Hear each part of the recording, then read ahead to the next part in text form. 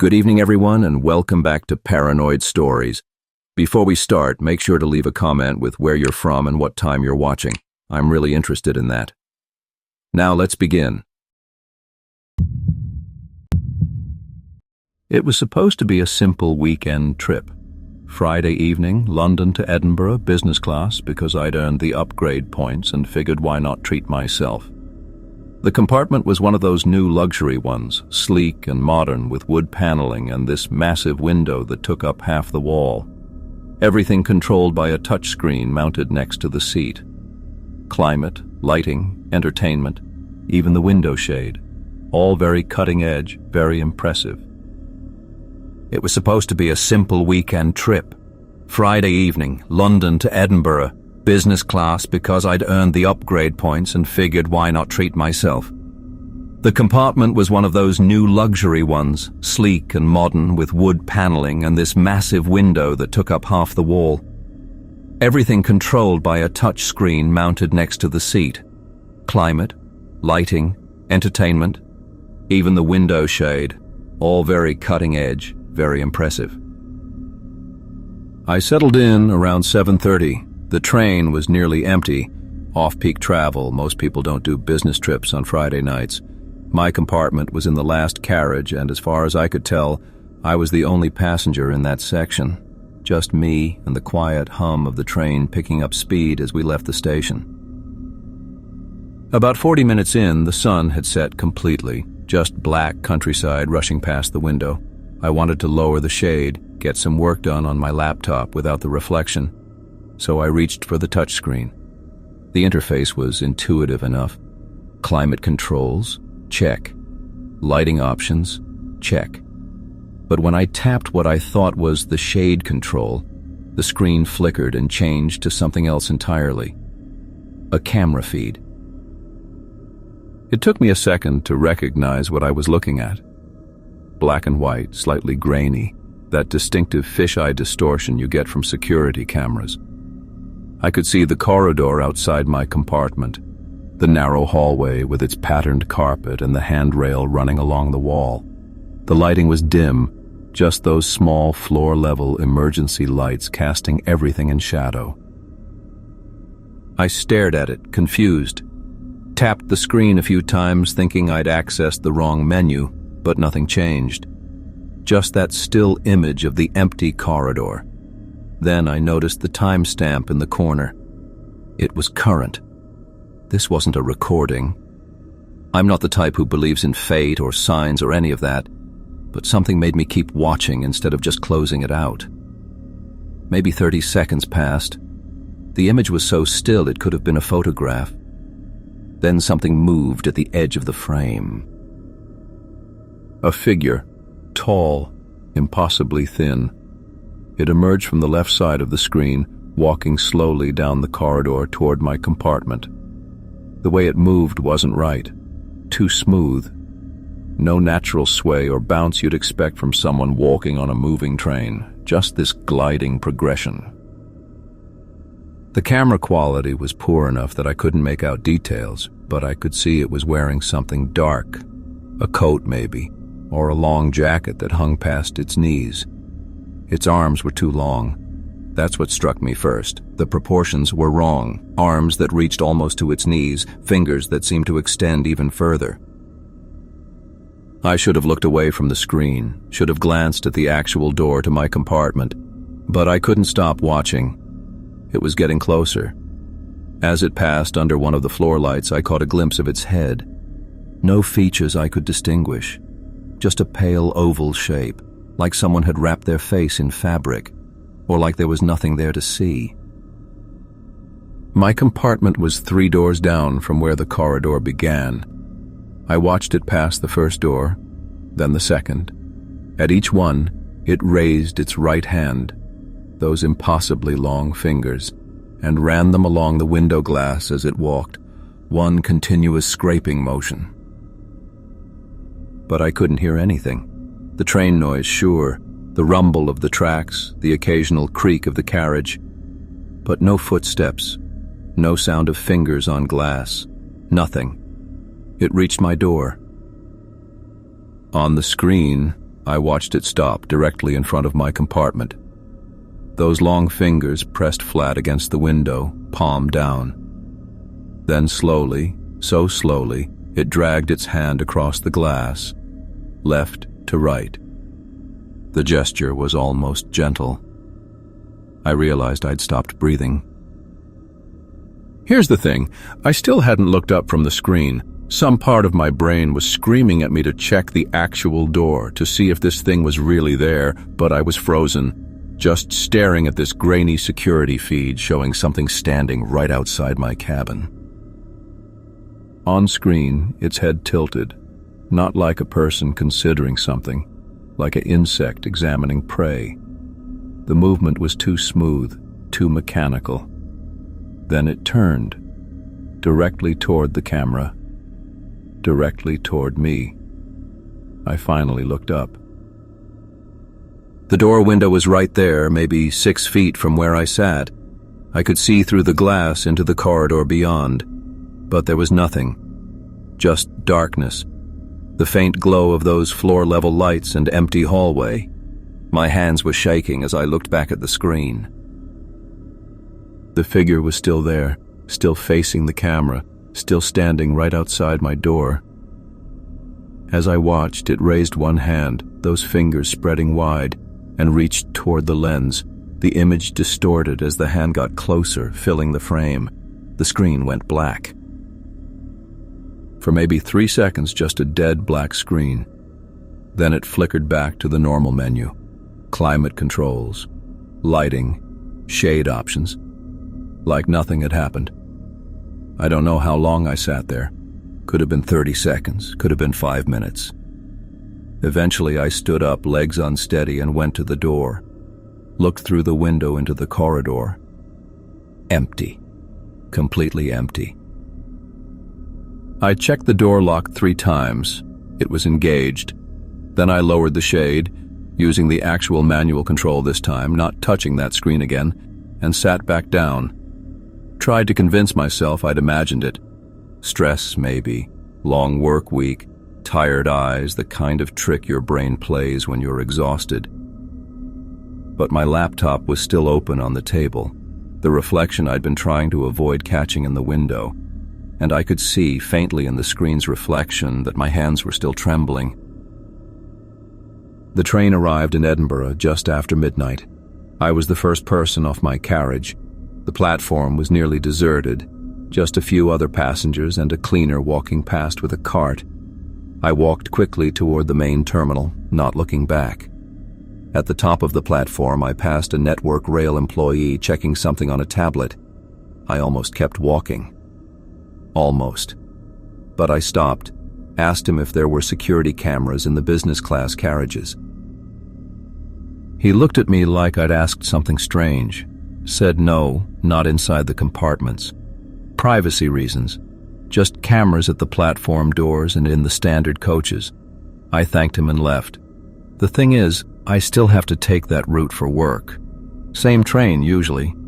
I don't book business class anymore, and I never, ever touch those window screens.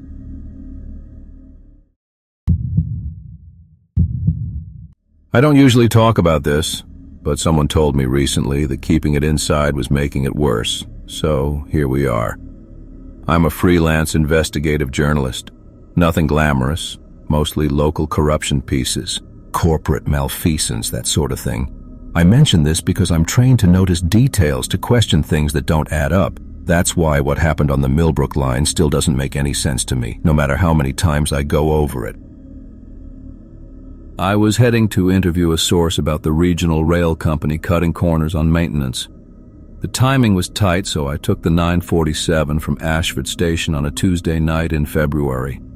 Cold night. The kind where your breath clouds and your fingers go numb if you're outside too long. The platform was empty when I boarded. Not unusual for that time of night on a weekday. But when I stepped into the carriage, every single seat was occupied. That struck me immediately because I'd been the only person on the platform. I would have seen other passengers boarding. The doors had only been open for maybe 10 seconds before I got on, but there they were, maybe 40 people sitting in perfect silence. I stood in the aisle for a moment, looking for an empty seat. Nobody acknowledged me. Not a single person looked up. They all just sat there, staring straight ahead with these completely blank expressions, eyes open but unfocused, like they were looking at something miles beyond the seat in front of them. The train lurched forward and I grabbed a handrail to steady myself. Still nobody moved. Nobody blinked. I remember thinking they must all be commuters, exhausted from long days at work. That's what I told myself as I moved down the aisle looking for space. But the silence felt wrong. Not peaceful quiet. Wrong quiet. The kind where you become hyper-aware of your own breathing, your footsteps, the rustle of your jacket. I found a gap between a middle-aged woman in a blue cardigan and a younger guy in a suit. As I sat down, I noticed something odd about the woman's cardigan. The style was outdated. Not vintage trendy outdated, but genuinely old-fashioned, like something from the early 90s. The fabric looked strange, too. Almost flat, like it lacked dimension somehow. I pulled out my phone to check my notes for the interview. The screen's glow felt obscenely bright in the dim carriage. I glanced at the woman next to me, half expecting the light to bother her, but she didn't react. Didn't even shift in her seat. That's when I really started looking at the other passengers. The man across the aisle wore a tie with a pattern I recognized from old photographs. His hair was styled in a way nobody does anymore. Not retro, just dated. A woman 3 rows up had on a floral dress that looked like it came from a different decade entirely. Their clothes weren't just old. They were wrong in a way I couldn't quite articulate. The colors seemed faded, but not from wear. More like how colors look in old film, slightly washed out and flat. And their skin. God, their skin. It had this texture that made my stomach turn, paper thin, almost translucent in the flickering overhead lights. I could see the suggestion of veins beneath the surface, but they didn't look right either. Too dark, too still. I stood up, I don't know why exactly, some instinct to move, to do something. Nobody reacted.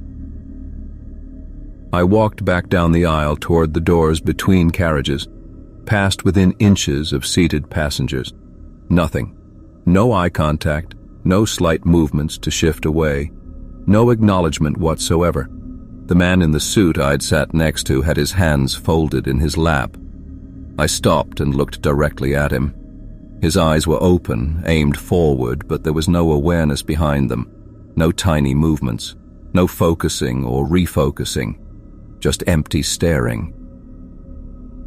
I reached out. I know how that sounds, but I needed to confirm something. My hand was maybe 6 inches from his shoulder when I stopped. His skin had that same paper-like quality up close, and I could see now that he wasn't breathing. His chest wasn't moving at all. I pulled my hand back and moved quickly to the next carriage. The connecting area between cars was freezing. The cold hit me like a wall, and I realized I'd been sweating. The next carriage was identical, full of silent, staring passengers in outdated clothes, none of them breathing, none of them aware. I went through 3 more carriages, all the same. Here's the thing that really got to me. Each person was distinct. Different ages, different clothing styles from different eras, different postures. This wasn't some mass-produced illusion. Each one had been someone specific. I made my way back to my original seat, my legs shaking. I sat down and tried to focus on my phone, on anything normal. The train rocked gently on the tracks. The lights flickered occasionally, and 40-some people sat in absolute silence, not breathing, not moving, not living. The conductor appeared maybe 20 minutes into the journey. He was normal, completely, blessedly normal. Middle-aged, slightly overweight, with that particular weariness of someone working the late shift. He walked down the aisle toward me, and I felt this surge of relief. He reached my row and stopped. "Ticket, please," he said. His voice was ordinary, polite, bored even. I fumbled for my phone, pulled up the digital ticket with shaking hands. He scanned it with a handheld device, nodded, and made a mark on his clipboard. Then he moved on. Walked right past the woman in the blue cardigan, past the man in the suit, past every single silent passenger. "Excuse me," I said. My voice came out hoarse. "Excuse me, sir?" He turned back to me. "Yes?" "Are you not checking their tickets?" I gestured to the woman beside me. He looked at me with an expression I still see sometimes when I close my eyes. Patient, slightly sympathetic, like he was dealing with someone who didn't quite understand something obvious. "No need for that on this service," he said. "What do you mean?" "You're the only passenger I need to check tonight, sir." He said it matter-of-factly, completely casual. "But the train is full. Have a pleasant evening," he said, and continued down the aisle, past dozens of seated figures, checking nothing, acknowledging no one. I watched him disappear into the next carriage. The woman next to me hadn't moved, hadn't blinked. The man in the suit sat exactly as he had before, hands folded, eyes forward, not breathing. I checked my phone. The next stop was still 12 minutes away. I spent those 12 minutes trying not to look at anyone, trying not to think about what the conductor meant, about why he could see me but not them, about what this service meant. When the train finally slowed for Millbrook Station, I stood before it came to a complete stop. The doors opened, and I stepped onto the platform. The station was lit, but empty. Behind me, the train sat idling. Through the windows, I could see them all still sitting there, motionless, staring. The doors closed, the train pulled away. I never made it to my interview that night, called my source and canceled. Took a taxi home instead, cost me £80 I couldn't really afford. I looked into the Millbrook line afterward, found some old newspaper archives. There'd been an accident on that line in 1987, and another in 1994, and one in 2003. Different causes, different circumstances, but all on that same stretch of track. I submitted my piece about the rail company's cost-cutting 2 weeks later. They buried it on page 12. The rail company denied everything, threatened litigation. The whole thing went nowhere. But sometimes I still check the Ashford Station timetable online. The 9:47 to Millbrook isn't listed anymore. Maybe it never was. I don't know what I was on that night, what service the conductor meant. I take buses now, even if it takes longer.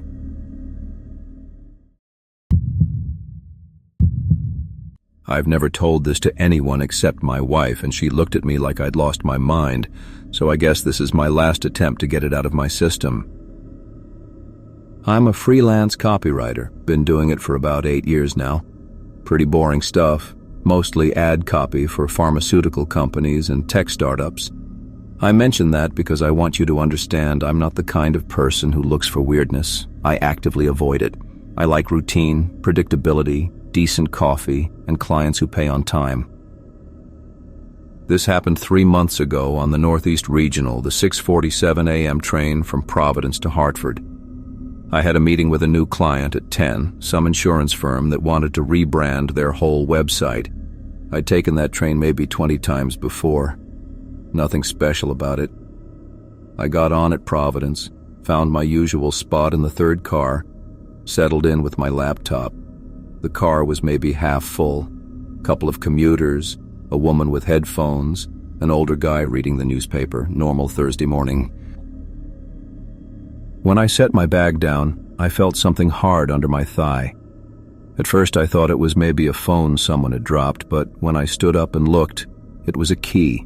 Old-fashioned brass key, maybe 3 inches long, with an ornate handle that had these little grooves cut into it. The kind of key you'd see in an antique shop, not on a commuter train. I picked it up, turned it over. Heavy for its size. There was a number stamped near the top, 7R. I figured someone had dropped it. Maybe it was important, so I stuck it in my jacket pocket and went back to reviewing my presentation notes. About 20 minutes into the trip, the conductor came through. Nice guy, maybe 60, with the kind of tired friendliness you develop after decades of punching tickets. I showed him my ticket on my phone, and as he was moving on, I remembered the key. "Hey, excuse me," I said. "Someone left this on my seat. Does it go to anything on the train, like a luggage compartment or something?" I held it up. The change in his face was immediate. All the color just drained out. He stared at the key like I'd pulled out a severed finger. "Where did you find that?" Not a question. His voice had gone completely flat. "Right here. On this seat. Is it yours?" He didn't answer. He was still staring at the key, and I noticed his hand had moved to grip the seat back next to him. "Sir, I need you to put that down and step away from it." I actually laughed. I thought he was messing with me. "What? It's just a key. Put it down." The woman with the headphones was looking at us now. So was the newspaper guy. "Look, I'm just trying to return it to whoever. It doesn't belong to anyone." The conductor's voice had dropped to almost a whisper. "That key isn't supposed to exist." I don't know why I didn't just put it down right then. Maybe it was the copywriter in me, always looking for the story, the angle. Maybe I was just being stubborn. "What do you mean it doesn't exist? It's right here." The conductor glanced toward the front of the car, then back at me. "How long have you had it in your possession?" "I don't know. 20 minutes?" Something shifted in his expression. Not relief, but maybe resignation. "Listen to me very carefully. That key opens a door in the last car, the baggage section, but there isn't supposed to be a door there. Do you understand what I'm saying?" "No, I really don't." The layout of this train, I've worked this route for 16 years. I know every inch of these cars. There is no door at the end of the baggage car. But when that key appears... He stopped, looked around again. "When that key shows up, there is. And I'm begging you, as someone who's seen what happens, do not go back there." "Seen what happens?" He shook his head. "Give me the key, please. I'll take care of it." Here's the thing, and I know how this sounds, but the moment he asked for it, I felt this weird possessiveness kick in, like the key was mine now and I didn't want to give it up, which is insane. I didn't even want the thing 5 minutes earlier. "I'll just hold on to it," I heard myself say. "Turn it in at Hartford." The conductor's jaw tightened. "You're making a serious mistake." Then he just walked away. Didn't finish checking tickets in our car. Didn't say another word, just left through the forward door. I sat back down, and my hand went automatically to my pocket. The key was warm. Not hot, but noticeably warm, like it had been sitting in sunlight. The train was cold. They always blast the air conditioning on these routes, but the key felt almost body temperature. I tried to focus on my presentation, opened my laptop, stared at the slides, made a couple of minor edits. But I couldn't stop thinking about what the conductor had said. A door that isn't supposed to exist. What does that even mean? The warmth in my pocket increased. Not gradually, it jumped up suddenly like someone had turned up a dial. Not burning, but insistent. Noticeable. I took the key out and held it in my palm. Definitely warmer now. And as I held it, I felt this pull. I don't know how else to describe it. Like a fishhook had caught somewhere behind my sternum and was tugging me gently toward the back of the train. The rational part of my brain was screaming at me to give the key to another conductor or throw it out the window or literally anything except what I was about to do. But there was this other part, this curiosity that I couldn't shut down, that needed to know if the conductor was lying or crazy or if there really was something in that last car. I stood up, put my laptop in my bag. The woman with the headphones watched me, and I swear she looked concerned, but she didn't say anything. I walked toward the rear of the train. You know that feeling when you're doing something you know is stupid, and every step feels wrong, but you keep going anyway? That was every car I passed through. The key was getting warmer with each door. By the time I reached the second-to-last car, it was almost hot. The baggage car was at the very end. The door between cars had a sign, "Authorized personnel only." I'd never been back there before. Never had a reason. I opened the door. The baggage car was dim, lit by a few overhead bulbs, stacks of luggage, some mail carts, the usual stuff, empty of people. And at the far end, past all the cargo, there was a door. It was wooden, dark wood, old-looking, completely out of place in the modern train car. It had a brass handle and a keyhole that matched the key burning in my hand. I want to be clear about something. I know that door wasn't there before. I know it. The baggage car on those trains is just a long rectangle with cargo racks. There's no extra door at the end, but I was looking right at it. The pull was overwhelming now. The key was hot enough that it should have hurt, but it didn't. It felt right, like it belonged in my hand. I walked toward the door. With each step, I started hearing something, a low sound, rhythmic. At first I thought it was just the train on the tracks, but no, this was different. It was coming from behind the door, like breathing, but too slow, too deep, in and out, in and out. I stopped about 5 feet away. The brass handle looked polished, well-maintained, like someone had been using this door recently, taking care of it. I raised the key. I don't know what stopped me. Maybe some last gasp of self-preservation. But my hand froze with the key inches from the lock, and I just stood there, listening to that breathing sound, feeling the heat in my palm. Then I heard footsteps behind me. I spun around. It was the conductor standing in the doorway to the baggage car, backlit by the fluorescent lights from the passenger section.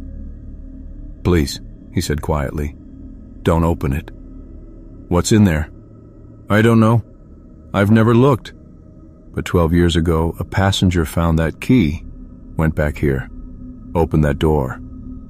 He paused. "The door was open when I found him. He was sitting on the floor right where you're standing, just staring into it. Wouldn't move, wouldn't speak. Paramedics took him off at the next stop." "What did he see?" "He never said. Still hasn't, far as I know. He's in a facility in New Haven, just sits and stares at the wall." The breathing sound behind the door changed slightly, got deeper. "The key wants you to open it," the conductor said. "That's what it does. But you don't have to. You can still give it to me." I looked down at the key in my hand. It was glowing now, just faintly, a soft golden light that hadn't been there before. I wanted to open that door more than I've ever wanted anything, and that's what scared me. Not what might be inside. The wanting itself. I threw the key. Not at the conductor, just away, across the baggage car. It clattered against some luggage and fell to the floor. The second it left my hand, the heat vanished. The pull stopped, and when I looked back at the end of the car, the door was gone. Just a regular metal wall. The conductor moved quickly. He walked over, picked up the key with a handkerchief, wrapped it carefully, and put it in his pocket. "Thank you," he said. "Go back to your seat, please." I did. Walked back through the cars on shaking legs, sat down, and stared out the window until we reached Hartford. The meeting went fine, I think. I honestly don't remember much of it. The thing is, I still feel it sometimes. That pull, like there's a hook inside me that never quite came out, and sometimes it tugs. Just a little. Usually late at night or on trains. The key's gone, the door's gone, but something about that moment, standing in front of it, wanting so badly to turn that lock, it left something in me. My wife says I should stop taking the train. She's probably right. but I keep checking my pockets anyway, every morning, just to make sure there's nothing there that shouldn't be.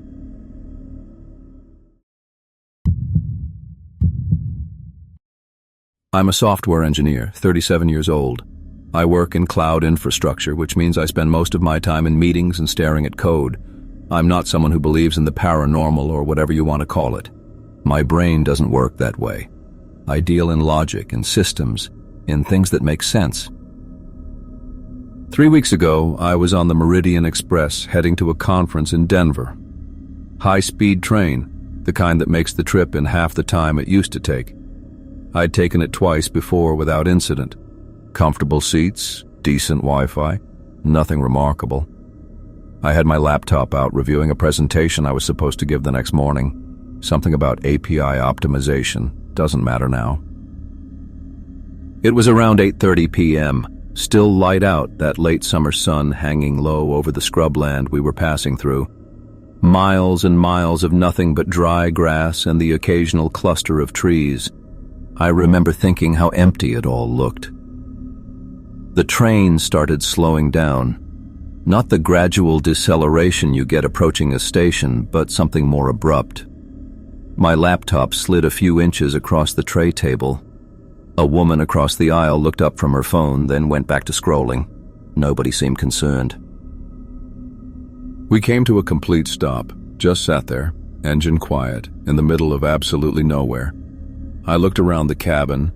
Most people were asleep or absorbed in their devices.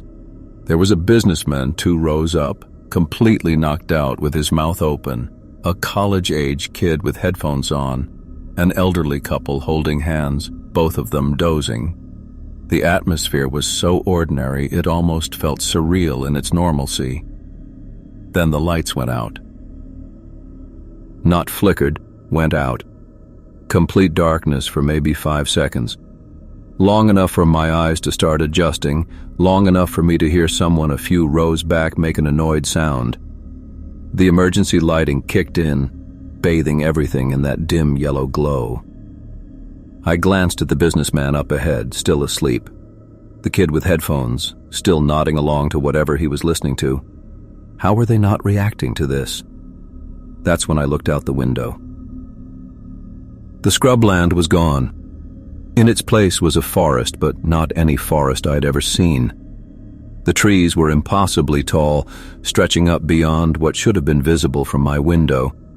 But they were skeletal, bare of any leaves, their branches twisted at angles that made my eyes hurt to follow. The bark, or what passed for bark, looked pale, almost white, like exposed bone. And the sky. God, the sky was wrong. It wasn't the dusky blue of early evening anymore. It was red. Not sunset red, not even blood red. Something deeper, sicker, like an infected wound. It didn't move or pulse or anything dramatic like that. It just was that color, fixed and absolute, and somehow that made it worse. I sat there staring at it, my presentation completely forgotten. My mouth had gone dry. I wanted to look away, but I couldn't, not at first. Those trees just kept going up and up, their branches creating these intricate, nauseating patterns against that diseased sky. I turned to look at the other passengers. Every single one of them was asleep now. The kid who'd been listening to music had his head tilted back, mouth slightly open, headphones still on. The elderly couple were slumped against each other. Even the woman across the aisle who'd looked up just minutes before was completely out, her phone resting loosely in her hand. I was the only one awake. Look, I know what you're thinking. Maybe I fell asleep too. Maybe this was just a dream. I've told myself that 1,000 times. But I was awake. I could feel the synthetic fabric of the seat under my hands. I could smell the stale coffee someone had spilled a few rows back. I could hear the absolute silence outside the train, a silence so complete it felt like pressure against my eardrums. I stood up. My legs felt unsteady and I had to grip the seat in front of me for balance. I walked to the window and pressed my face close to the glass, trying to see more, trying to make sense of what I was looking at. The trees didn't sway. There was no wind. Everything was perfectly, horribly still. And the more I looked at them, the more I started to notice there was a geometry to how they were arranged. Not random like a natural forest, but deliberate, purposeful, like they'd been planted in a specific pattern, though I couldn't quite grasp what that pattern was. In the distance, deeper in the forest, I thought I saw movement, just a flicker of something pale passing between the trees. I pressed harder against the glass, my breath fogging it up. I wiped it clear with my sleeve and looked again. Nothing, just those skeletal trees and that red sky.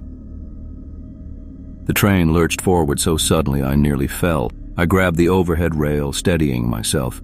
We were moving again, picking up speed, but the view outside didn't change. We had to be doing 60, 70 miles per hour, but the forest just kept pace with us.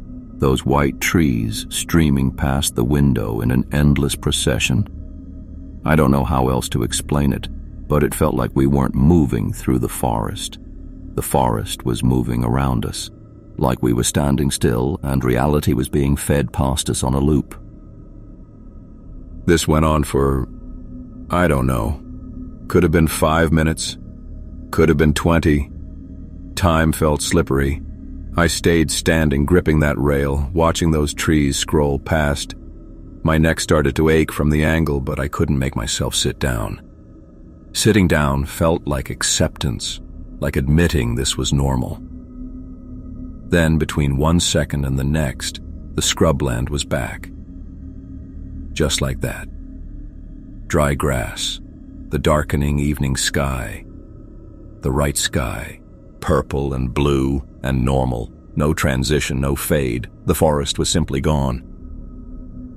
The regular lights came back on. The businessman jerked awake with a snort. The kid with headphones sat up straighter. The elderly couple stirred. Everyone looked groggy, disoriented, like they'd been pulled from a deep sleep. Nobody said anything about the lights. Nobody mentioned the stop. The woman across the aisle picked up her phone and kept scrolling like nothing had happened. 15 minutes later, we pulled into Millbrook Station, a perfectly normal stop, right on schedule according to the display. People got off, people got on. The conductor walked through doing a routine check. Everything was fine. Everything was normal. I wanted to ask someone, anyone, if they'd seen it too. But what was I supposed to say? The people around me were yawning, stretching, checking their watches. They'd been asleep. All of them. How was that possible? I made it to Denver. I gave my presentation. It went fine, apparently, though I barely remember it. I took the flight back home instead of the train, paid out of pocket for the ticket change. Since then, I've tried to rationalize it. Microsleep, maybe. Some kind of hallucination brought on by stress or dehydration. I've looked up optical illusions, mass hysteria, anything that might explain what I saw, but none of it fits because it wasn't just seeing something weird, it was the wrongness of it, the deliberateness. That forest wasn't random, it was constructed, and we were being shown it. The part that keeps me up at night isn't even the red sky or the skeletal trees. It's that everyone else was asleep, every single person except me. And when I close my eyes now, sometimes I see those trees, and I wonder what would have happened if I'd fallen asleep too.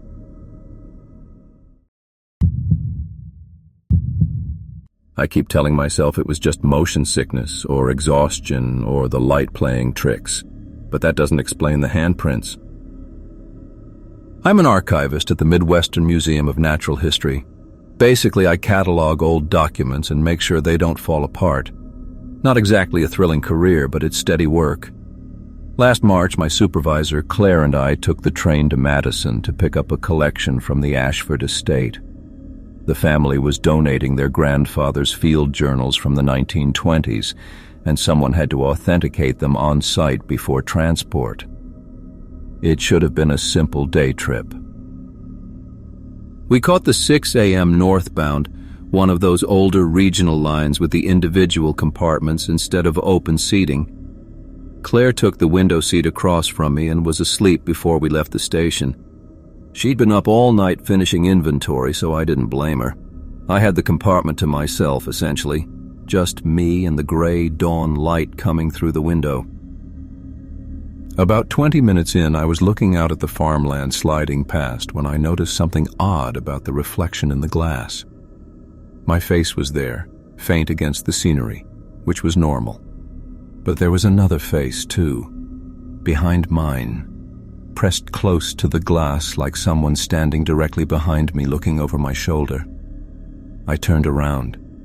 The compartment was empty except for Claire, still asleep in her seat, head against the wall. When I looked back at the window, my reflection showed only me. The other face was gone. I convinced myself I'd been seeing Claire's reflection at a weird angle, even though her seat was across from me, not behind me. The brain does strange things with reflections and movement. I went back to reviewing the Ashford inventory list on my tablet. The next time I glanced up, maybe 10 minutes later, there were 3 faces in the glass. They weren't behind me this time. They were outside, pressed against the window from the other side, but that didn't make sense because we were going at least 60 miles an hour. These faces, God, I still see them when I close my eyes. They weren't right. The features were elongated, stretched, like someone had grabbed them by the back of the head and pulled. The mouths were too wide. The eyes bulged in a way that made me think of deep-sea fish, those creatures that live in total darkness under crushing pressure. And they were panicked, absolutely terrified, mouths opening and closing, hands slapping against the glass in desperate arrhythmic beats I couldn't hear. I jerked back in my seat hard enough to make Claire stir, but she didn't wake. My hands were shaking. I had to grip my knees to keep them still. When I forced myself to look at the window again, the faces were still there, but now there were more. 5, 6, maybe 7. All pressed against the glass, all moving with that same frantic desperation. They seemed to be trying to get in, or maybe trying to get my attention. One of them, I think it had been a woman once, was mouthing something over and over. The train began to slow. We were approaching a small station, some rural stop I didn't recognize. As our speed decreased, the faces started to fade. By the time we came to a complete halt, the window showed exactly what it should. The platform, a few waiting passengers, the ordinary morning. My reflection looked back at me. Just mine. Normal. I sat there trying to catch my breath, telling myself I'd dozed off, had some kind of stress dream with my eyes open. Claire was still asleep. Nothing had happened. The window was just a window. Then the train started moving again. Within 30 seconds, they were back, more than before. The glass was crowded with them now, faces layered over faces, all showing that same distorted, pressure-damaged appearance. All desperate. Their hands left marks on the glass. I could see the prints, smudged and wrong. Too many fingers or not enough. Some of the faces were so pressed against the window that I could see the glass actually flexing inward slightly, like they were pushing from the other side. But we were moving. We were going at least 50 miles an hour through open countryside. There was nothing outside except fields and the occasional tree line. I closed my eyes, counted to 10, opened them. Still there. If anything, they'd gotten worse. The mouths were opening wider now, and even though I couldn't hear anything, I knew they were screaming. One of them was a man in what looked like an old-fashioned suit, maybe from the 40s. Another might have been a teenager. A third was so distorted I couldn't tell if it had ever been human at all. The woman who'd been mouthing something. I could read her lips this time. Help us. Over and over. Help us. I must have made some noise because Claire shifted in her seat. I didn't want her to wake up, I don't know why, but I knew I couldn't let her see this. My throat felt tight. I couldn't get enough air. The train began to slow again. Another station. The faces faded just like before, dissolving into normal reflection as we decelerated. By the time we stopped, the window was ordinary glass again. I could see my face, pale and sweating, and the platform beyond.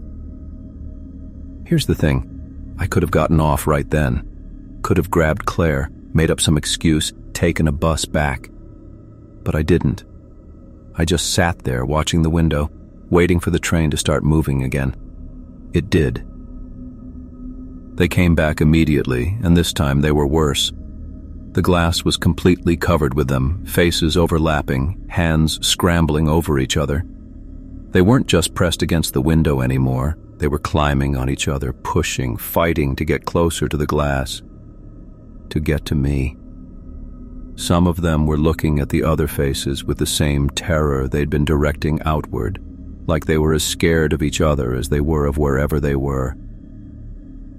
I noticed something then that made my stomach drop. The scenery passing behind them, the fields and trees and telephone poles. I could see it through them.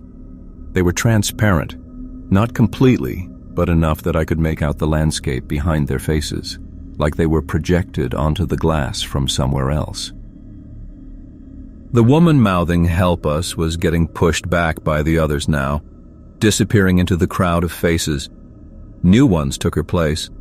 Some of them looked old, like corpses. Some looked fresh.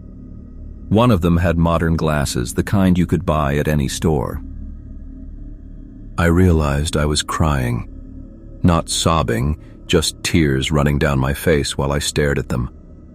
One of the faces near the front, a young man, maybe my age, locked eyes with me. His mouth moved. 3 words, clear as anything. "Let me in." The train began to slow. I'd never been so grateful for deceleration in my life. The faces faded. The window became normal. Claire woke up as we pulled into Madison, stretching and asking if she had missed anything. I told her no. We spent 6 hours at the Ashford estate. I authenticated the journals, helped pack them for transport. The whole time, my hands wouldn't stop trembling. Mrs. Ashford asked if I was feeling all right. I said I was fine, just didn't sleep well. We took a bus back to Chicago. I told Claire I wanted to see the city from the highway. She didn't question it. I haven't taken a train since, but last week I was driving on the interstate at night, and in my rearview mirror, just for a second when I passed under a bridge, I saw them, pressed against the back window, fading as I slowed for traffic. The handprints were still there in the morning on the inside of the glass where they shouldn't be.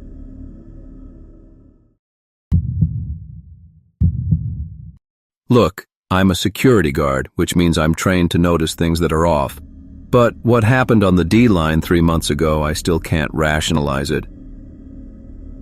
It was my day off. I was heading out to see my parents in the suburbs, something I did every couple of weeks. Normal Tuesday afternoon, maybe 2:30. The platform wasn't crowded, a few people scattered here and there, everyone on their phones. I got on the second-to-last car because it looked emptier than the others. The first thing I noticed when I sat down was the posters. Every single advertisement in that car had been vandalized. Not with the usual stuff. No dicks drawn on foreheads, no political slogans, nothing spray-painted. Someone had taken what looked like a black marker and carefully modified every face. The eye sockets had been emptied out, just dark circles, and each mouth had been extended into these thin smiles full of needle-sharp teeth. The precision was unsettling. It wasn't random tagging. Someone had spent time on this. There was a poster for a community college right across from me, a young woman holding textbooks, that stock photo enthusiasm on her face, except now her eyes were hollow voids, and her smile stretched ear to ear, filled with those jagged little triangles that were supposed to be teeth. Next to it, an ad for car insurance, a family of 4, all of them with the same treatment, empty eyes, sharp smiles. I looked down the length of the car. Every poster, maybe a dozen of them in total, all the same modifications. The doors closed, and the train lurched forward. I pulled out my phone, thinking I'd text my mom that I was running on time, but the signal was already gone. We were still above ground at that point, but the tunnels in this section came and went. I put the phone away and glanced back at the college poster. The woman's head was tilted slightly to the left. I'm not talking about the poster being crooked. The woman in the image, her head was angled differently than it had been 30 seconds earlier. I stared at it. The textbooks were in the same position. The background was identical, but her head had definitely moved. My chest felt tight. I looked at the car insurance ad. The father's face was turned more toward me now. Just a fraction, like he was starting to look in my direction. There were 4 other people in the car with me. An older man near the front wearing headphones. A woman in business clothes reading a paperback. 2 teenagers near the middle doors, talking quietly. None of them seemed to notice anything wrong. I stood up and moved closer to one of the posters, a phone company ad with a guy in his 20s pointing at a screen. His head was definitely tracking me. I could see it now. When I'd been sitting, he'd been facing more forward. Now his face was angled toward where I stood. The train entered a tunnel. The windows went black except for our reflections and the occasional light streaking past. The temperature seemed to drop. I moved down the car, watching the posters. Each face followed my movement. Subtle. The kind of thing you could convince yourself you were imagining if you didn't look too carefully. But I was looking carefully. The family in the car insurance ad, all 4 of them, their heads turned in sequence as I walked past. The woman with the textbooks kept that same stretched smile, but her empty eye sockets stayed fixed on me. We came out of the tunnel briefly. Daylight flooded the car. I glanced at the other passengers. The teenagers were laughing about something. The businesswoman turned a page. Nobody else saw it. I walked to the end of the car and stood by the door that connected to the next one. From there I could see all the posters at once, maybe a dozen faces, all of them oriented toward me now. Some turned further than others, depending on their position, but every single one was watching. The train dove into another tunnel. This time I noticed the paper moving, just slightly. The poster nearest to me, a tourism ad for some beach resort with a couple holding cocktails, the surface wasn't quite flat anymore. It bulged outward in 2 places, right where their faces were. My throat went completely dry. I tried to swallow and couldn't. The bulge pushed forward maybe half an inch. The paper stretched but didn't tear. I could see the outline of a nose, a chin. The woman's face was pressing against the inside of the poster like it was a membrane instead of paper. I hit the call button, the little red button that's supposed to connect you to the driver. I pressed it 4, 5 times. Nothing. No response. The man in the tourism poster started coming through. His face pushed outward, the paper stretching around his features like a caul. I could see the details now. The empty sockets were deep, going back further than should have been possible. The smile was wider than a human mouth should be, and the teeth weren't drawn on anymore. They were real. Thin and white and sharp. I grabbed the door handle to the next car and yanked. Locked. The doors between cars weren't supposed to lock. I pulled again, harder. It didn't budge. Behind me I heard paper tearing. I didn't want to turn around. God, I didn't want to look. But I could hear it. Multiple places at once. That soft ripping sound. My legs locked up. I couldn't move forward and some part of my brain wouldn't let me run. When I finally looked, 3 of them had their heads through. The college woman, the father from the insurance ad, the man from the tourism poster. Their faces hung forward from the paper, necks extending impossibly long, skin the color of newsprint. The empty eye sockets were deep enough that I couldn't see where they ended, just black tunnels that went back and back. The businesswoman in the car looked up from her book. She glanced at the posters, then back at her reading. No reaction, like she couldn't see what I was seeing. The train came out of the tunnel again. Daylight hit the windows, and I looked at the posters, and they were flat, normal. Just vandalized images with marker-drawn modifications. The paper wasn't torn. There were no faces pushing through. My hands were shaking so badly I had to grip the pole to keep steady. The teenagers got off at the next stop. So did the old man with the headphones. The businesswoman stayed on. We went underground again, this time fully, the deepest part of the route, where we'd stay in the tunnels for 6 or 7 stops. The faces came through faster now, all of them at once. I watched the paper split and those elongated heads push into the car, their necks stretching like putty. They didn't make any sound. Their mouths were open in those sharp smiles, but nothing came out. The businesswoman kept reading. When I looked at her reflection in the window, she wasn't there.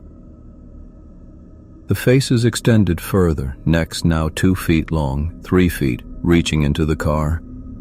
They moved slowly, with that weird, smooth quality of something underwater. All of them oriented toward me. All those empty sockets pointed in my direction. I closed my eyes. I don't know why. Some childish instinct that if I couldn't see them, they weren't real. I stood there with my eyes squeezed shut, feeling the train rock beneath me, hearing nothing but the wheels on the tracks. When we surfaced, I opened my eyes and everything was normal. The businesswoman was gone. The car was empty except for me. The posters were just vandalized paper. I got off 3 stops early and took a bus the rest of the way. My parents asked why I looked so pale. I told them I was coming down with something. I haven't taken the subway since. I've been driving, even though parking in the city cost a fortune, and the traffic makes me want to scream. My girlfriend thinks I'm being ridiculous. She's probably right.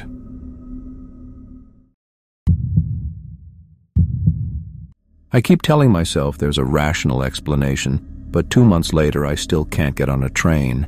I'm an accountant, 42 years old. I work with numbers and spreadsheets and tax codes. I'm telling you this because I need you to understand. I'm not someone who sees signs in everything.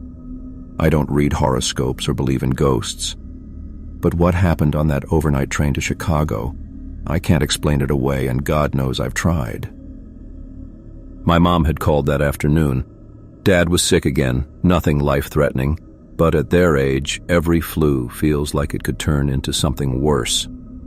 I booked the last available sleeper compartment on the 11 p.m. train because the flights were booked solid. 7 hours in a private cabin seemed better than coach, and I could get some sleep before dealing with whatever I'd find when I got there. The compartment was smaller than I expected, barely wider than the fold-down bed, with a narrow window that looked out onto nothing but darkness once we left the station.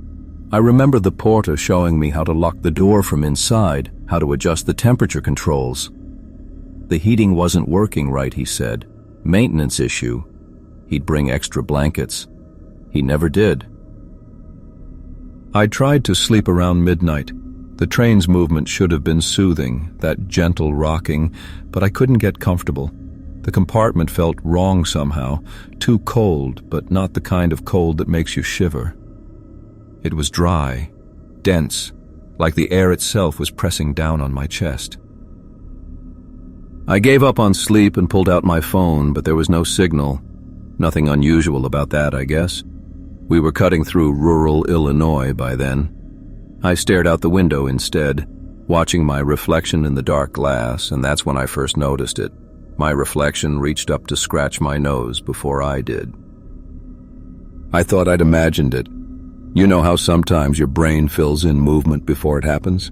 Anticipation or muscle memory or something. But then I shifted my weight to sit up straighter, and I swear to God, my reflection moved first, just barely, maybe 3 seconds ahead. I sat completely still and watched myself in the glass. My reflection did the same, but there was a lag, like watching a video that's out of sync. I turned my head to the left, and my reflection followed 3 seconds later. I raised my hand, 1, 2, 3. Then the reflection raised its hand. Look, I know how this sounds. I checked the window for tricks, for double reflections, anything. I turned on the overhead light to see if that changed things. It didn't. If anything, the light made it worse because I could see my reflection more clearly now, and the delay was definitely there. Definitely real. I turned off the light, sat in the dark, tried to convince myself I was tired, that my mind was playing tricks, that there was something about the window glass and the speed of the train creating an optical illusion. Then I watched my reflection yawn before I felt the yawn coming. That's when the fear started. Not panic, not yet. Just this creeping wrongness spreading through my gut. I looked away from the window, focused on the wall instead. I'd just avoid looking at it. Simple. I'd lie down, close my eyes, and when I woke up we'd be pulling into Chicago, and this would all seem ridiculous. But I could feel the window behind me. I could feel my reflection sitting there in the glass. And I knew, I don't know how, but I knew it was still moving, still doing things I hadn't done yet. I don't know why this detail stuck with me, but I remember my mouth was so dry I couldn't swallow. That dense, oppressive cold was getting worse. When I exhaled, I could see my breath. I turned back to the window. My reflection wasn't 3 seconds ahead anymore.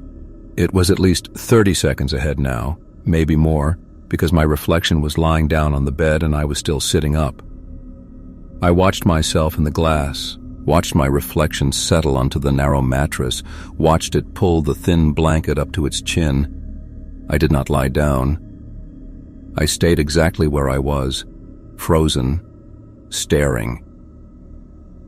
My reflection's eyes were open. It was staring at the ceiling of its compartment, the same ceiling as mine, except in the glass it looked older somehow. Stained. The overhead light fixture in the reflection had a long crack running through it that wasn't there in my actual compartment. The gap kept widening. In the window, my reflection sat up again, but I hadn't moved. It was just sitting there on the bed, perfectly still now, and I realized it was staring back at me, not at itself, at me. I could see details I shouldn't have been able to see in a reflection.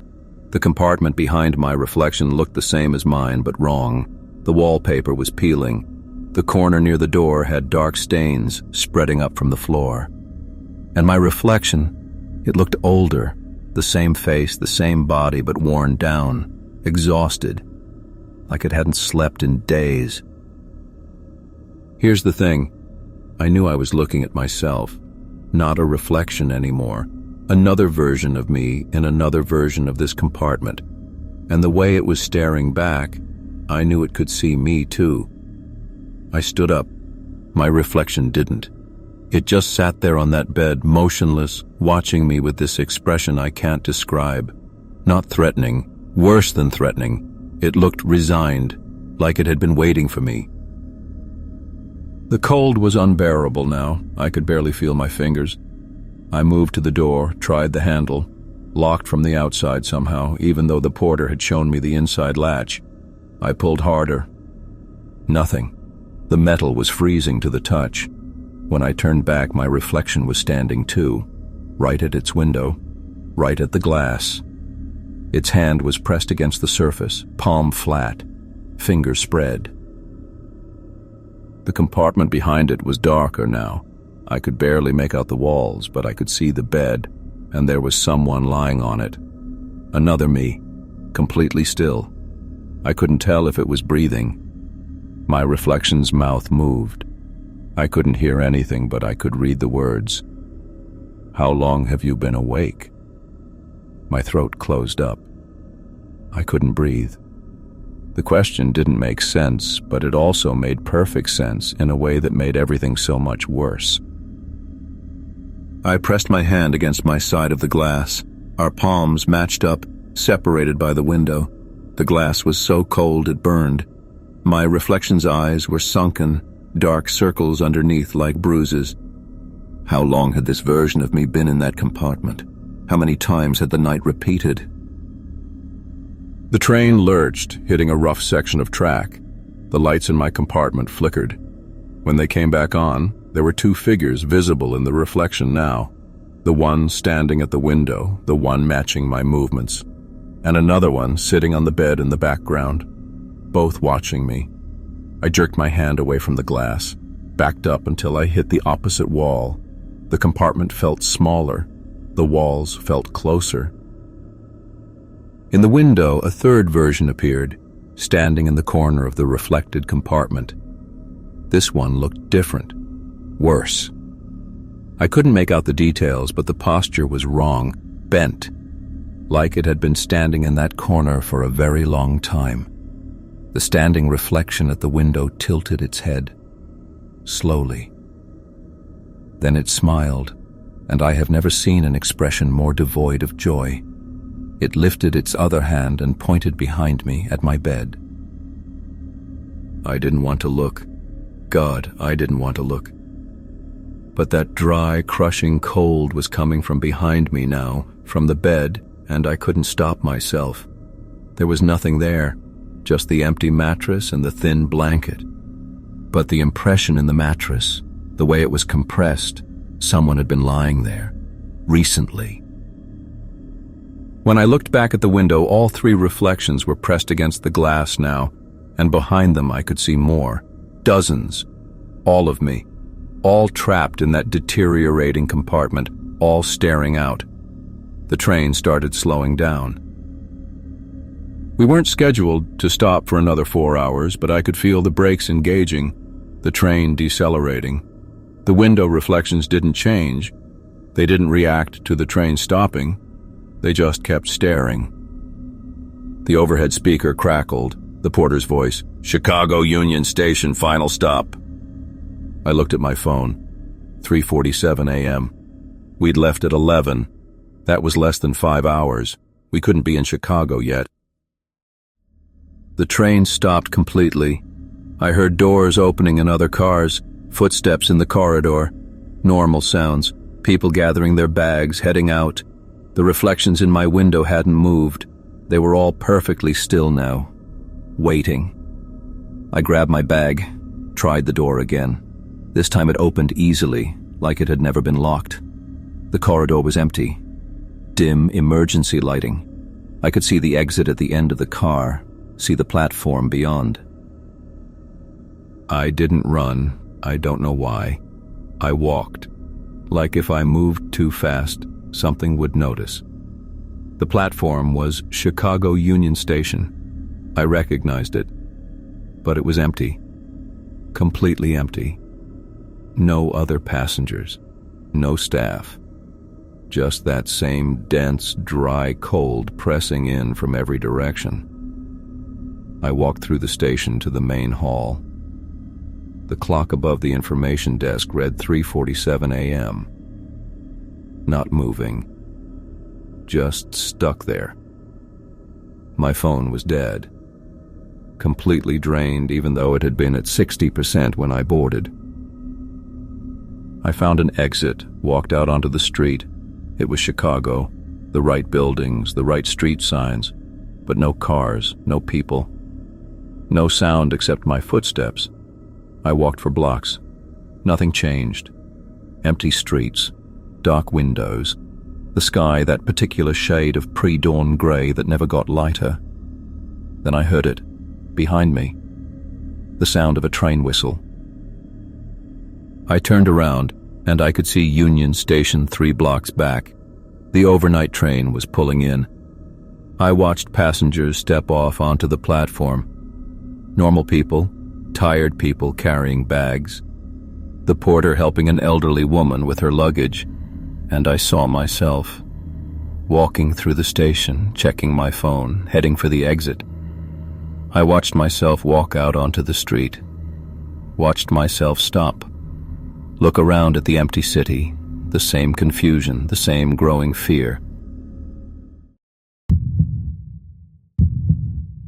I keep telling myself there's a logical explanation, but I've been home for 3 weeks now and I still can't look at a light switch without flinching.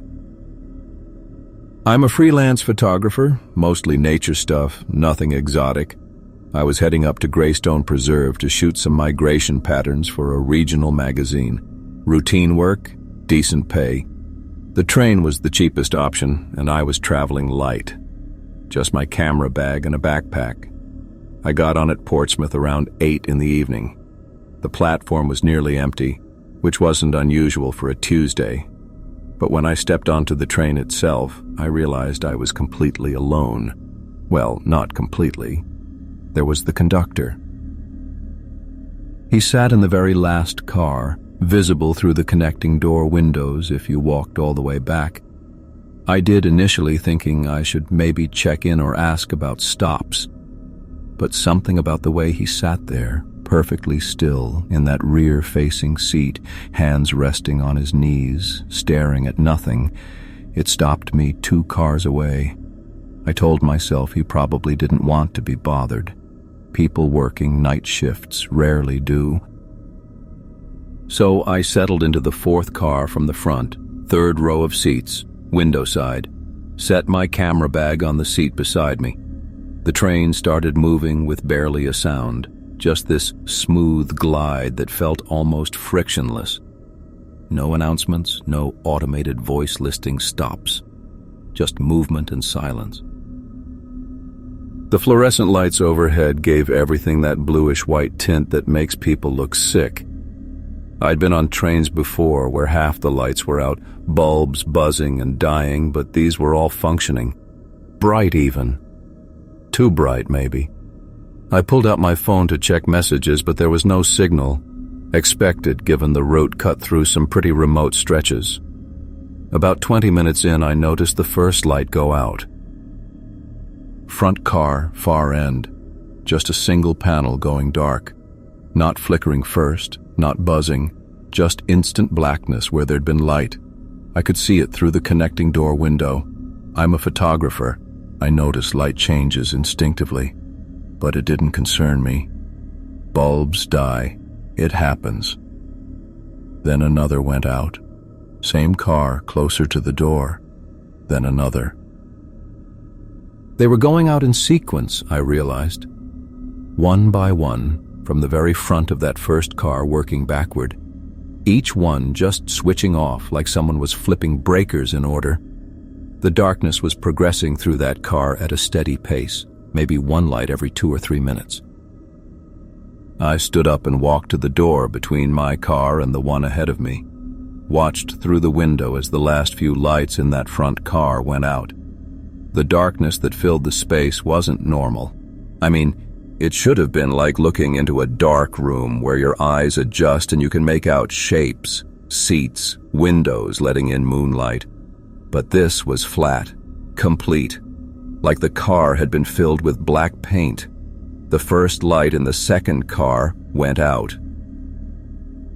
My mouth went dry. I backed away from the door and looked toward the rear of the train, toward where the conductor sat. He hadn't moved. Same position, same stillness, visible through multiple connecting windows. The lights in his car, the very last car, were all still on.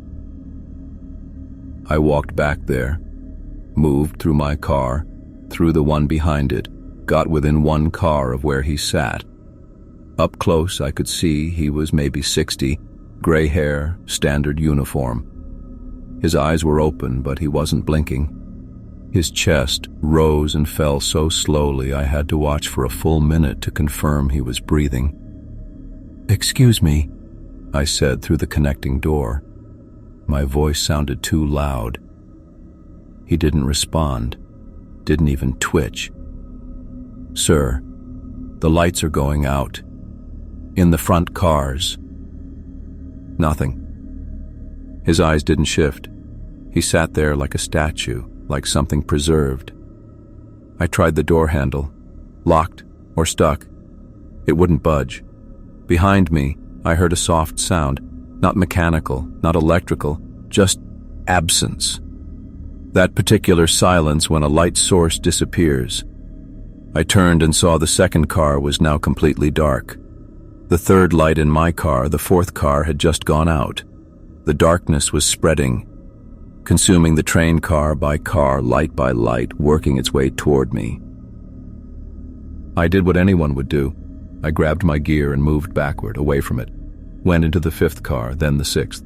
Kept watching through the windows as my original car fell into that absolute blackness.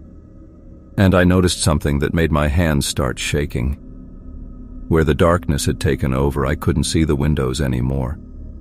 Couldn't see the faint glow of moonlight or passing landscape. It was like the physical space had been erased. Not just darkened, removed. The 7th car started going dark. I was running out of train. I went right up to that final connecting door where the conductor sat on the other side, pounded on it. "Let me in, please! Whatever's happening, let me in there!" His eyes were open but looked at nothing. He didn't acknowledge me at all. The lights behind me continued their march.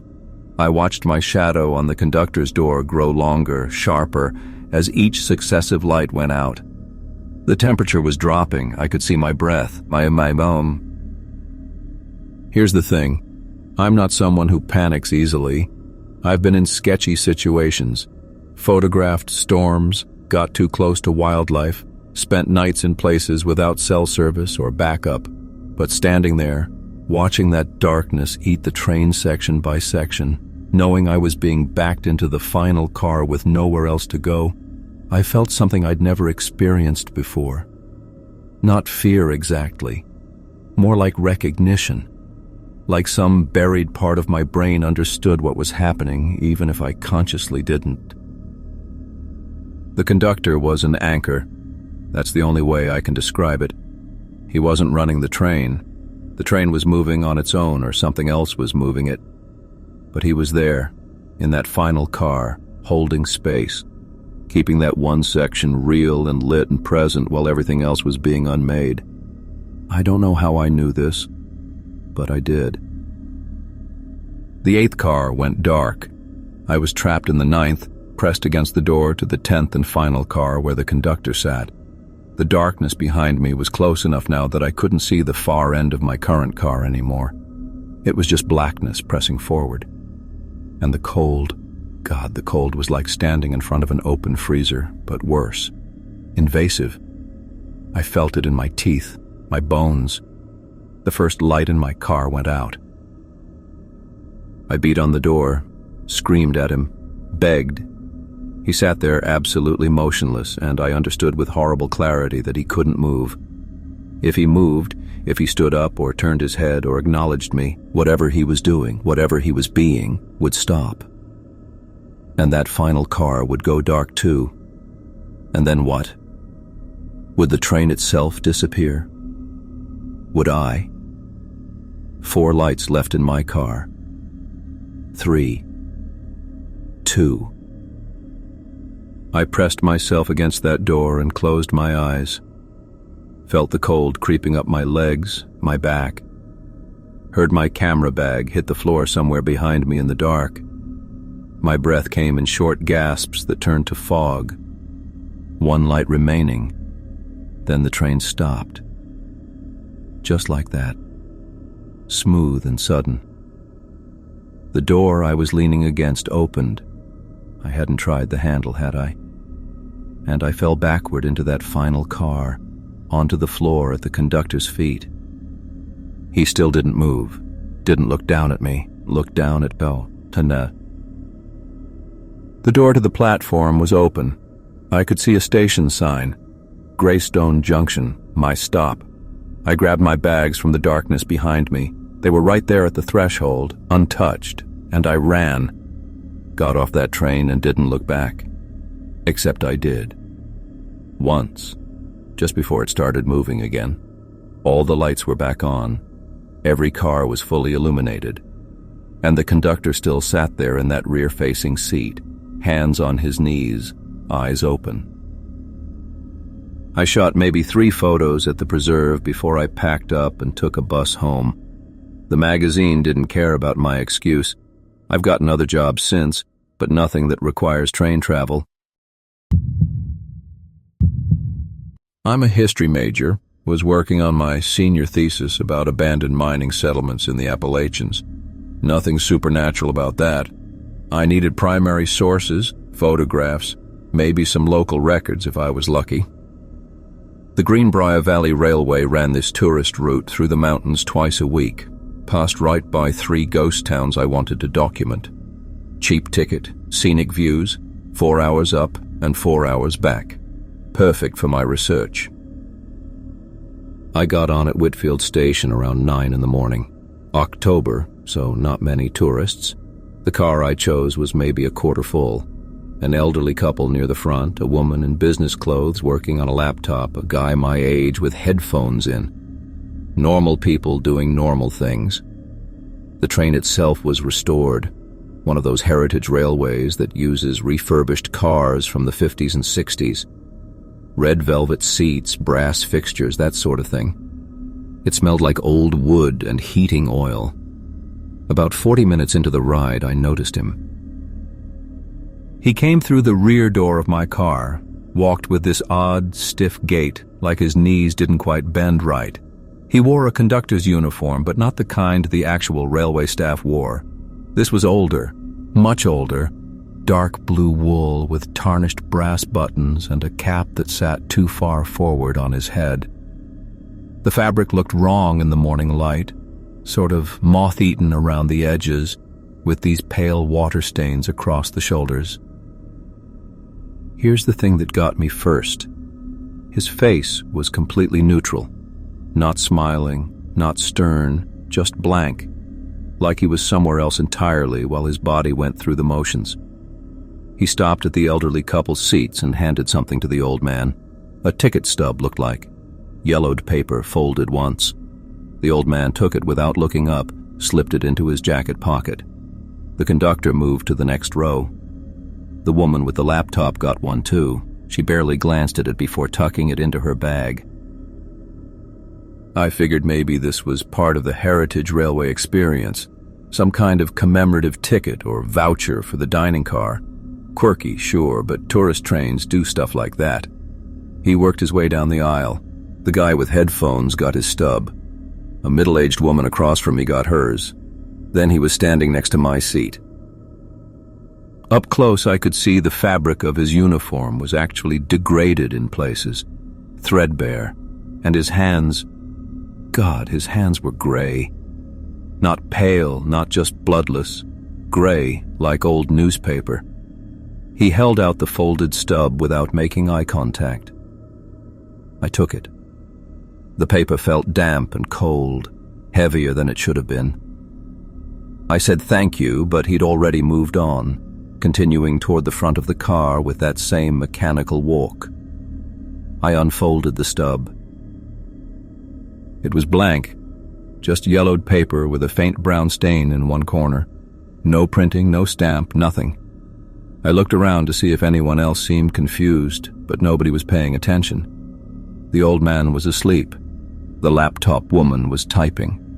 Everything felt suddenly very quiet, even though the train was making all its normal noises. The conductor in the old uniform reached the front door and passed through it into the next car. I sat there for maybe 10 minutes trying to make sense of it, pulled out my phone to take a photo of the stub, but my hands were shaking enough that the image came out blurred. I don't know why I was shaking. Nothing had actually happened. Just a weird historical reenactor doing a bad job, right? Then the real conductor came through. Modern uniform, name tag that said Steve, pushing a cart with coffee and snacks. He was cheerful, asking people if they wanted anything, making small talk about the weather. When he got to me, I bought a coffee I didn't want, then asked him about the other conductor.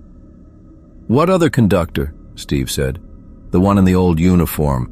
Came through about 15 minutes ago, handed out these ticket stubs." I showed him the blank paper. Steve glanced at it, then at me with this expression I couldn't quite read. Concern, maybe, or pity. "Sir, I'm the only conductor working this route today. Just me and the engineer." "No, I saw him. Everyone saw him. He gave these to all the passengers." Steve looked down the aisle. His smile got a little tighter. "Sir, you're the only passenger in this car." My mouth went dry. I looked where he was looking. The elderly couple's seats were empty. The woman with the laptop, gone. The guy with headphones, the middle-aged woman, all of them. Empty red velvet seats, some with impressions like someone had been sitting there recently, but no people. "They were just here," I said. My voice came out wrong, too high. "The old man, the woman in the business suit, they were right there." "You feeling all right?" Sometimes the mountain air, the altitude, it can make people feel strange. I couldn't get a full breath. Steve was watching me the way you watch someone who might be having a medical emergency. I realized how I must have looked, sweating, shaking, insisting I'd seen people who weren't there. "I'm fine," I said. "Sorry, maybe I am feeling the altitude." Steve nodded slowly, told me to flag him down if I needed anything, and continued on with his cart. I sat there staring at that blank ticket stub, pulled out my phone and checked the photo I'd taken. It had uploaded to my cloud storage despite the spotty signal. The image was blurred, but you could see the paper, the yellow color, the stain. Then I noticed something in the background of the photo. Behind the ticket stub, slightly out of focus, a hand. Gray fingers, dark blue sleeve with brass buttons. My hand, holding the phone. But it was the wrong angle. I'd been holding the phone with my right hand, taking a picture of the stub in my left. This hand was reaching from behind my shoulder. Look, I know how this sounds. I wanted to get off that train so badly my jaw ached from clenching it. But we were in the middle of the mountains. The next stop wasn't for another hour. The old conductor came through again 20 minutes later. This time there were more passengers. The car was nearly full. Young couple with a baby, a group of older women in dated clothing, a soldier in a World War II uniform, 3 children in clothes that looked handmade. All of them appeared between one moment and the next, like my brain had skipped a frame. The conductor walked his route again. Everyone got their blank stub. The young mother tucked hers into the baby's blanket. One of the children tried to unfold his, and his mother, if that's what she was, placed her hand over his, keeping it closed. When the conductor reached me, he held out another stub. I didn't take it. His gray hand just stayed there, extended, patient, waiting. I could see his face clearly now. The skin had a waxy quality, like something preserved. His eyes were open but filmed over, milky. I took the second stub. He moved on. All the other passengers watched him go with these serene expressions, content, like they were exactly where they were supposed to be.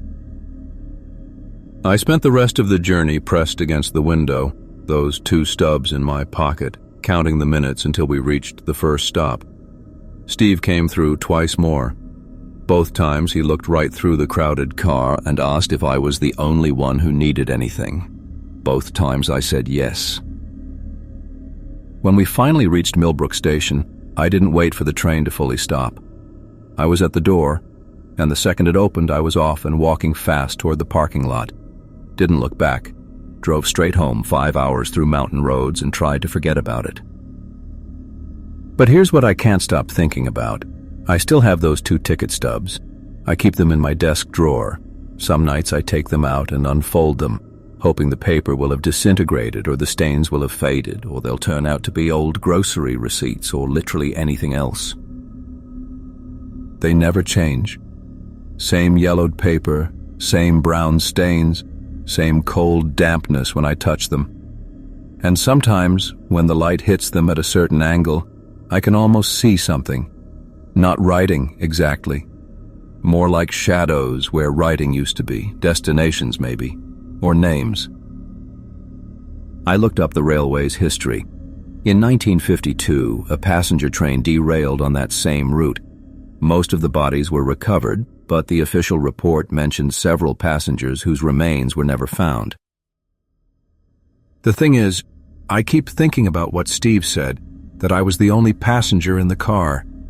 Not that the other people weren't there, but that I was the only passenger, like there's a difference, like the rest of them were something else. Sometimes I wonder if I was supposed to get off at Millbrook, if maybe that blank ticket means something different than I thought, and I missed my stop, and now there's a third ticket with my name waiting somewhere I can't see yet.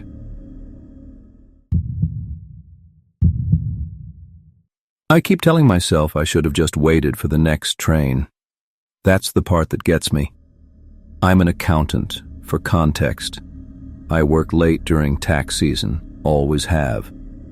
Numbers, spreadsheets, predictable problems with predictable solutions. I mention this because I need you to understand I'm not someone who jumps at shadows. The 11 p.m. train from Park Street was my usual ride home for the past 3 years. I'd seen maybe 5 other people total on that platform across all those nights. It was reliably empty, reliably boring. That Tuesday, this was last month, I'd been waiting 42 minutes. I know because I checked my phone at 10:47, then again at 11:29. The digital board kept saying, "Train arriving," but nothing came.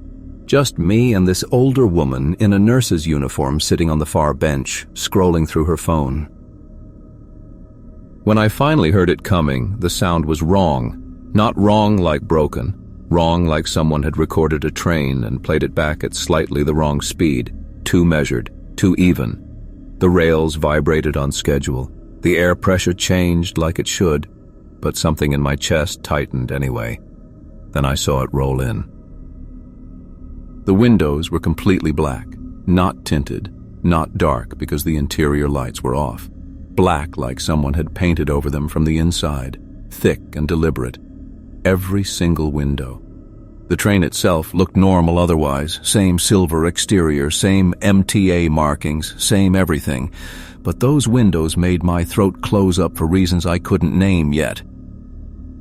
I took a step back without deciding to. The train settled with the usual pneumatic hiss, but the doors didn't open, not right away. I stood there looking at my reflection in the black windows, and that's when I noticed there weren't any door buttons. You know those yellow emergency release handles? The accessibility buttons? Nothing. Just smooth doors with those thin rubber edges. The nurse stood up. She was already walking toward the train, putting her phone in her purse. I should have said something. That's what I tell myself now. But what would I have said? "Excuse me, this train looks weird?" She was tired. I was tired. It was just a train. That's when I heard the sound from inside. A rhythmic scraping. Metal on metal, maybe, or something harder. It had a pattern. 3 short drags, pause, 3 short drags, pause, and underneath it, so faint I almost convinced myself I was imagining it, this breathy sound. Not quite chanting, not quite whispering. Just this repetitive exhalation that matched the scraping exactly, like breathing was part of whatever was making that noise. The doors in front of the nurse suddenly hissed open. Just those 2 doors, the rest stayed sealed. The scraping stopped. I don't know why this detail stuck with me, but the opening was too dark. The train's interior should have had some light, even minimal emergency lighting, something. This was like looking into a closet at midnight. The nurse hesitated, just for a second, her foot hovering before the gap, but then she stepped in. The door snapped shut so fast I heard them catch the edge of her purse. She jerked it free just in time. The sound that came from inside immediately after made my jaw clench so hard I thought I'd crack a tooth. The scraping again, but faster now, frantic, and that breathing sound got louder, more urgent, layered somehow like there were multiple sources. The pattern broke apart into this chaotic scratching that seemed to move along the length of the car, overlapping and echoing. I could hear it clearly through the doors, even though they should have been insulated. Here's the thing. I couldn't see anything. Those black windows didn't change, didn't show movement or shadow, just solid black.